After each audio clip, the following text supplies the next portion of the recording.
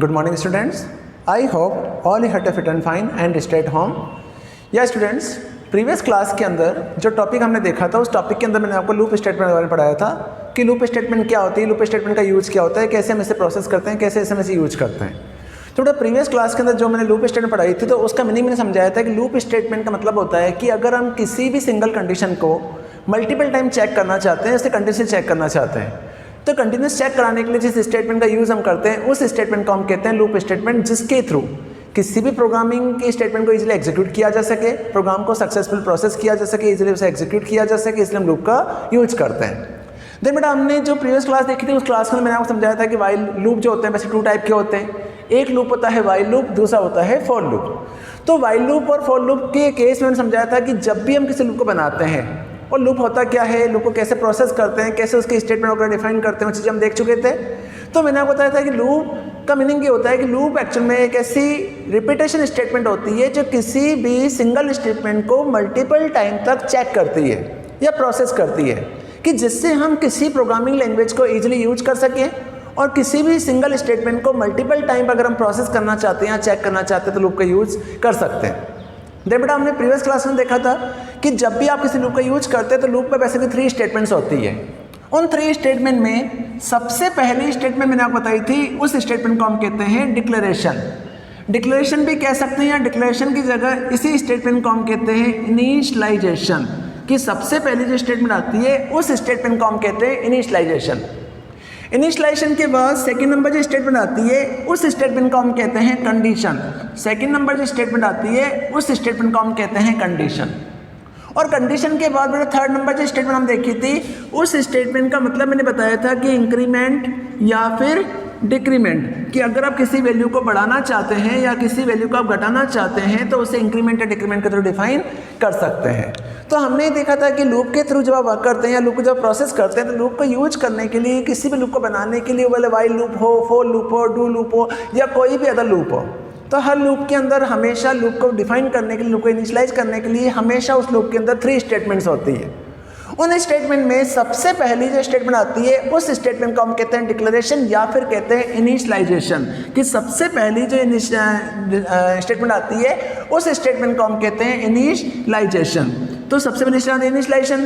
तो इनिशियलाइजेशन का मतलब मैंने बताया था कि अगर किसी लूप को हम स्टार्ट करते हैं तो हम ये जानते हैं कि जैसे आज मुझे अगर एक नंबर प्रिंट कराना है तो एक सिंगल नंबर प्रिंट कराने के लिए मुझे कुछ नहीं करना है। मैं अगर एक वेरिएबल बनाऊंगा तो उस वेरिएबल की वैल्यू मेरी प्रिंट हो जाएगी।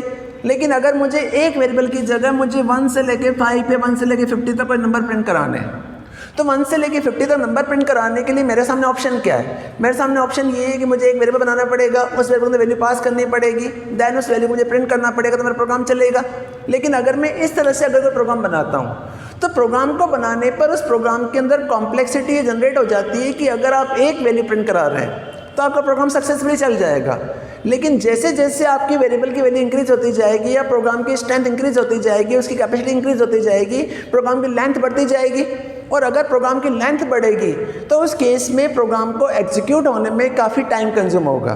तो इसी प्रॉब्लम को सॉर्ट आउट करने के लिए क्यों ना ऐसी कोई स्टेटमेंट का यूज किया जाए जिस स्टेटमेंट के थ्रू हम एक स्टेटमेंट को एक बार डिफाइन कर दें और उस स्टेटमेंट को कंटिन्यूसली रिपीटेशन स्टेट तक उसे चेक कराते रहें। तो उसके लिए जिस स्टेटमेंट का यूज़ हम करते हैं उस स्टेटमेंट को हम कहते हैं लूप स्टेटमेंट। लेकिन जब हम कोई लूप बनाते हैं तो लूप को बनाते समय सबसे पहले हमें ये बताना होगा कि लूप हमारा कहाँ से स्टार्ट हो रहा है। It means starting of the loop, कि जैसे आज आपको 1 से लेकर 50 तक नंबर प्रिंट कराने हैं तो बेटा 1 से लेकर 50 तक नंबर प्रिंट कराने के लिए सबसे पहले केस में आपको वेरिएबल को इनिशियलाइज करना होगा कि लूप आपका कहाँ से स्टार्ट होगा। तो उस चीज़ को हम कहते हैं initialization. It means starting of the loop. For example जैसे मैंने आई वेरिएबल को 1 से इनिशियलाइज कर दिया कि मैंने फर्स्ट केस में आई की वैल्यू 1 डिफाइन कर दी कि मैं 1 को प्रिंट करवा रहा हूँ। इसके बाद सेकेंड जो कंडीशन आती है, सेकेंड स्टेटमेंट आती है, उस स्टेटमेंट को हम कहते हैं कंडीशन।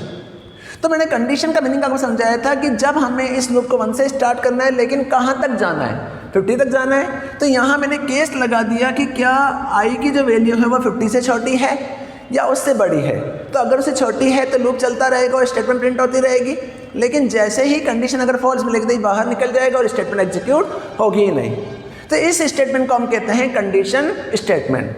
कंडीशन स्टेटमेंट के बाद थर्ड नंबर जो स्टेटमेंट आती है उस स्टेटमेंट को हम कहते हैं इंक्रीमेंट या फिर डिक्रीमेंट।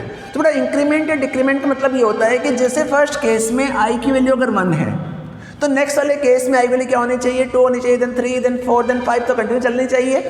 तो अगर हम इसकी वैल्यू को बढ़ाना चाहते हैं या फिर उल्टा प्रिंट करना चाहते हैं, नेगेटिव प्रिंट करना चाहते हैं, रिवर्स ऑर्डर प्रिंट करना चाहते हैं, तो उसके लिए हम इसे डिक्रीज भी कर सकते हैं, इंक्रीज भी कर सकते हैं, अभी डिक्रीज भी कर सकते हैं। तो उस केस में हमने यहाँ पे लिखा i = i + 1। तो इसका मतलब ये हो गया कि इस स्टेटमेंट को हम कहते हैं इंक्रीमेंट, या फिर अगर माइनस लगा देंगे तो हो जाएगा डिक्रीमेंट। तो बेसिकली जब भी किसी लूप को बनाया जाता है तो लूप के अंदर हमेशा 3 स्टेटमेंट्स फॉलो होती है। उन 3 स्टेटमेंट के बेस पर ही प्रोग्राम को एग्जीक्यूट किया जाएगा। अगर 3 स्टेटमेंट फॉलोअप नहीं होंगे तो प्रोग्राम कभी चलेगा ही नहीं और लूप कभी भी एग्जीक्यूट नहीं होगा। तो इस स्टेटमेंट को हम कहते हैं लूप की स्टेटमेंट, जो हमने प्रीवियस क्लास के अंदर देखा था। प्लस वाइल लूप क्या होता है, लूप का यूज क्या होता है, कैसे इसे यूज करते हैं, ये सारी चीज़ें हम प्रीवियस क्लास के अंदर देख चुके हैं। तो आज मैं आपको प्रीवियस क्लास के अंदर जब हमने वाइल लूप देखा था उसी वाइल लूप को अगर हम प्रैक्टिकली यूज करना चाहते हैं और थोड़े से प्रैक्टिकल प्रोग्राम्स बनाकर हम उस लूप को एक्सेस करना चाहते हैं कि किस तरह से उस लूप का यूज़ होता है, तो उस चीज़ को समझाना चाहता हूँ। तो मैंने प्रीवियस क्लास के अंदर आपको लूप पढ़ाया था जिसमें वाइल लूप ने देखा था। अब उस वाइल लूप के अंदर मैंने आपको सिंपल प्रोग्राम लूप कैसे एग्जीक्यूट होता है वो हमने देखा था, प्लस उसके अलावा 1 से लेकर 10 तक नंबर में प्रिंट कराने वो हमने देखा था, वो प्रोग्राम हमने देखा था। अब उसी प्रोग्राम के बाद अगर मैं वाइल लूप का यूज़ करते हुए कुछ प्रैक्टिकल सेक्शन देखना चाहता हूँ, वाइल लूप के थ्रू कुछ प्रोग्राम्स बनाना चाहता हूँ, तो प्रोग्राम्स कैसे बनेंगे। तो मैं आपको फर्स्ट प्रोग्राम ट्राई करवा रहा हूँ कि हमें एक ऐसा प्रोग्राम बनाना है कि write a program to find the even and odd number between 1 to 50। कि हमें एक प्रोग्राम बनाना है जिस प्रोग्राम के अंदर हमें एक लिस्ट बनानी है 1 से लेकर 50 तक कोई नंबर है। उन नंबर्स मुझे से 1 से लेकर 50 तक में से मुझे even numbers and odd numbers को ट्रैक करना है, कि मुझे ये चेक करना है कि कौन कौन सा नंबर इवन है और कौन सा नंबर ऑड है, मुझे उस प्रोग्राम को बनाना है। तो बेटा आपको ध्यान होगा मैंने प्रीवियस क्लासेस के अंदर जब आपको पढ़ाया था मैंने आपको इवन ऑड नंबर का प्रोग्राम बताया था। तो इवन ऑड नंबर का प्रोग्राम मैंने बताया था कि ऐसे नंबर जो 2 से पूरे डिवाइड होते हैं तो उन नंबर्स को हम कहते हैं इवन नंबर। जो 2 से पूरे डिवाइड नहीं होते हैं, 2 से पूरे डिवाइड नहीं होते हैं, तो उन नंबर को हम कहते हैं ऑड नंबर। तो मुझे एक ऐसा प्रोग्राम बनाना है जिस प्रोग्राम के अंदर मुझे 1 से लेकर 50 तक कोई नंबर डालने या इनपुट नहीं कराना है, मुझे लूप चलाना है और 1 से लेकर 50 तक में से मुझे चेक करना है कि कौन सा नंबर मेरा इवन आ रहा है और कौन सा नंबर मेरा ऑड आ रहा है। उस प्रोग्राम को मुझे बनाना है। तो अगर मैं उस प्रोग्राम को विदाउट लूप बनाता हूँ, तो अगर मैं उस प्रोग्राम को विदाउट लूप क्रिएट करता हूँ तो मेरे साथ ड्रॉबैक ये है, मेरे साथ प्रॉब्लम ये है कि मुझे 50 नंबर्स इनपुट करने पड़ेंगे और 50 नंबर इनपुट करने के बाद हर नंबर को ट्रैक करना पड़ेगा कि वो नंबर इवन नंबर है या ऑड नंबर है। लेकिन अगर मैं लूप का यूज़ करता हूँ तो लूप का यूज़ करने पर मेरे लिए बेनिफिट ही प्रोवाइड हो जाएगा कि मुझे सिर्फ एक बार लूप चलाना है और वो नंबर अपने ऑटोमेटिकली ट्रैक होंगे कि कौन सा नंबर इवन नंबर आ रहा है और कौन सा नंबर ऑड नंबर आ रहा है। तो उस प्रोग्राम को हम यहाँ पे जनरेट कर रहे हैं। तो फर्स्ट ऑफ ऑल प्रोग्राम बना लेते हैं किस तरह से प्रोग्राम बनता है। तो अगर मुझे 1 से लेकर 50 तक में से इवन एंड ऑड नंबर को ट्रैक करना है कि कौन सा नंबर इवन है कौन सा नंबर ऑड है, तो उस प्रोग्राम को बनाने के लिए किस तरह से प्रोग्राम बनेगा। फॉर एग्जाम्पल जैसे फर्स्ट ऑफ ऑल केस मैंने यहाँ पर एनो नाम का वेरिएबल बनाया इक्वल टू यहाँ पर एनो नाम के वेरिएबल एनो वेरिएबल नहीं बनाया। फर्स्ट ऑफ ऑल केस मैंने यहाँ पर आई बनाया i = 1। देन यहाँ पर वाइल कंडीशन लगाई, वाइल यहाँ लिखा i < 50। जब जब तक 50 से छोटा तक लूप चलता रहे। जैसे कंडीशन ट्रू मिली, ट्रू मिलते अंदर गए, अंदर जाके मैंने यहाँ पर इफ़ कंडीशन लगा दी। इफ़ यहाँ लिखा i mod 2 = 0। कंडीशन क्या लगा दी मैंने यहाँ पर i mod 2, यहाँ पर कंडीशन ये लगाने की जरूरत नहीं, ब्रैकेट्स नहीं लगेंगे। i mod 2 = 0। जैसे 0 लगाया, 0 लगा के यहाँ जाके मैंने प्रिंट किया, प्रिंट स्टेटमेंट का यूज किया और प्रिंट के अंदर लिख दिया नंबर इज इवन। साथ में अगर मैसेज भी प्रिंट कराना है तो कॉमा लगा दो और यहाँ पर आई को प्रिंट करवा दो। प्रिंट हो गया। देन इसका एल्स क्वेश्चन चलाया।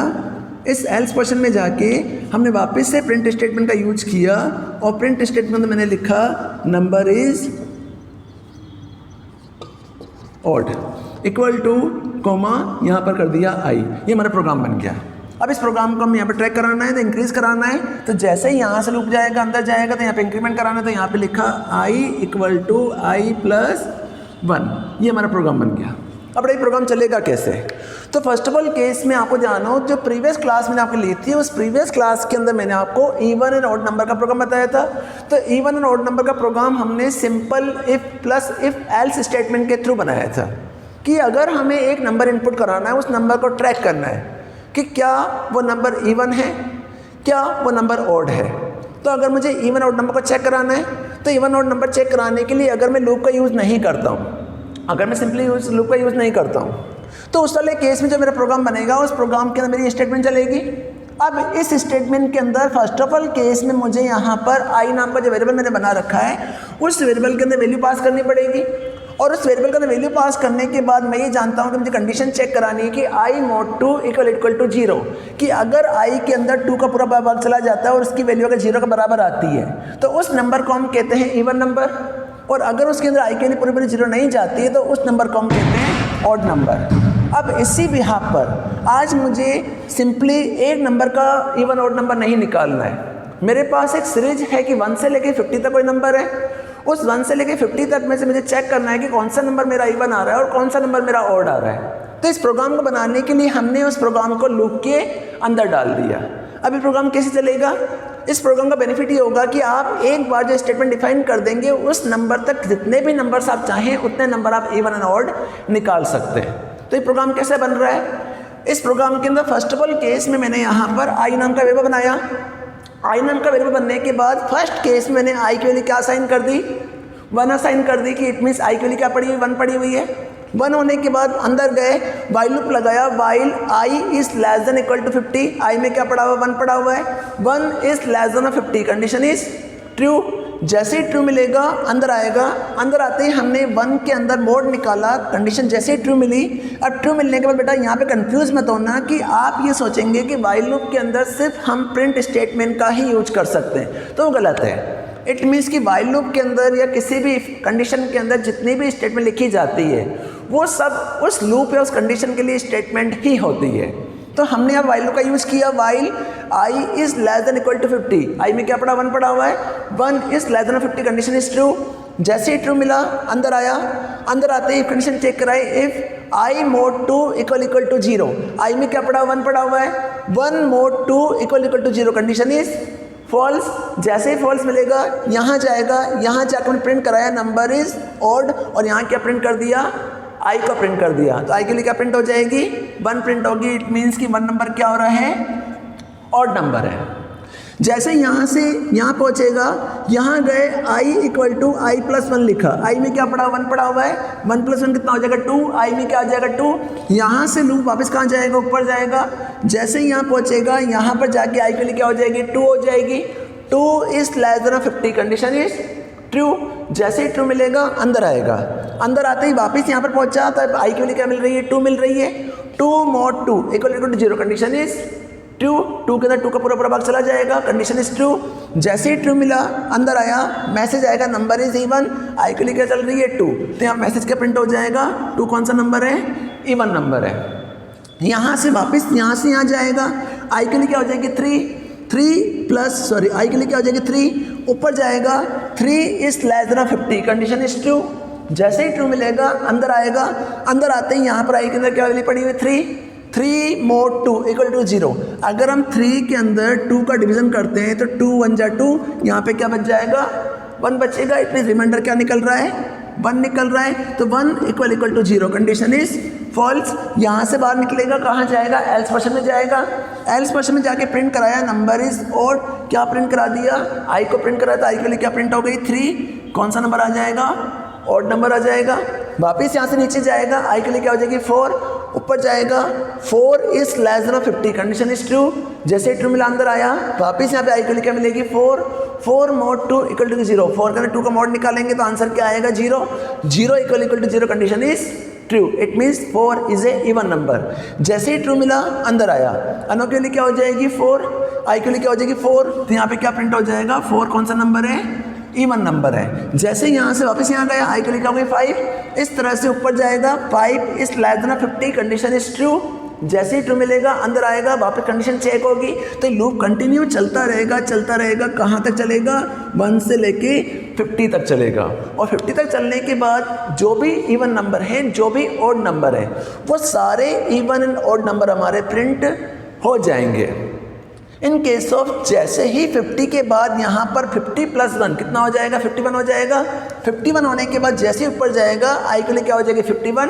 51 is less than equal to 50, condition is false. जैसे ही फॉल्स मिलेगी इस लूप के अंदर जाएगा ही नहीं, डायरेक्टली कहाँ चला जाएगा? बाहर निकल जाएगा और आपका आंसर क्या आ जाएगा?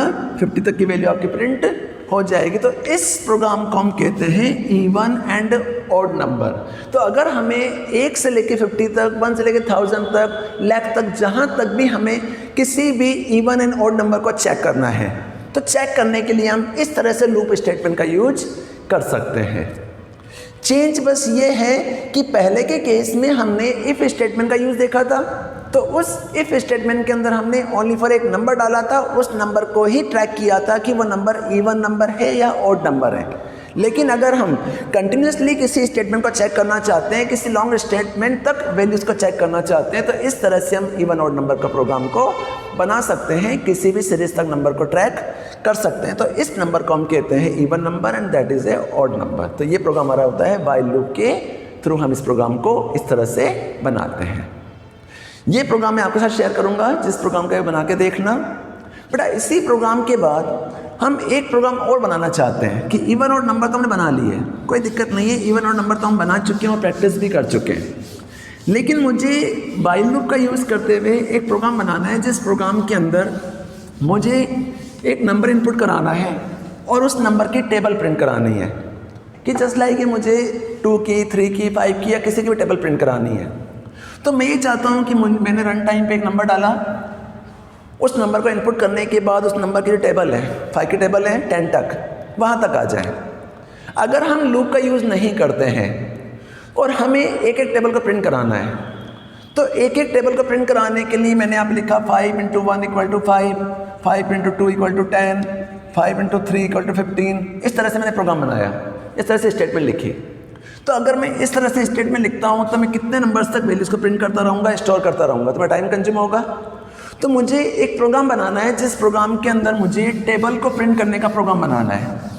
तो प्रोग्राम कैसे बनेगा कि मैं रन टाइम पे एक नंबर डालना चाहता हूँ और उस नंबर की मुझे टेबल प्रिंट करानी है, भले नंबर कोई सा भी हो, किसी भी नंबर को आप डाल दें, उस नंबर की आपकी टेबल प्रिंट हो जाए। तो कैसे बनेगी? तो प्रोग्राम है राइट ए प्रोग्राम